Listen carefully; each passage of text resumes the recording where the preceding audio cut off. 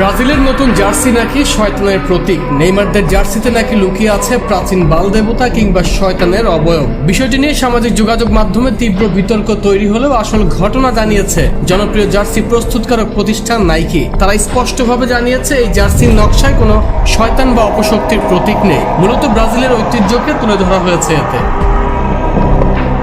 এর আগে ব্রাজিলের এই নতুন জার্সিটি প্রকাশ্যে আসার পর থেকে ইন্টারনেটে তোলপাড় শুরু হয়। নেটিজেনদের একাংশের দাবি, জার্সির কাপড়ে যে জলছাপ বা ছায়ার মতো আকৃতি দেখা যাচ্ছে সেটা নিখুঁতভাবে মিলে যায় প্রাচীন বাল দেবতার মূর্তির সাথে। পবিত্র কুরআনের সূরা আস-সাফফাতেও যে দেবতার বিভ্রান্তি নিয়ে স্পষ্ট সতর্কবার্তা রয়েছে।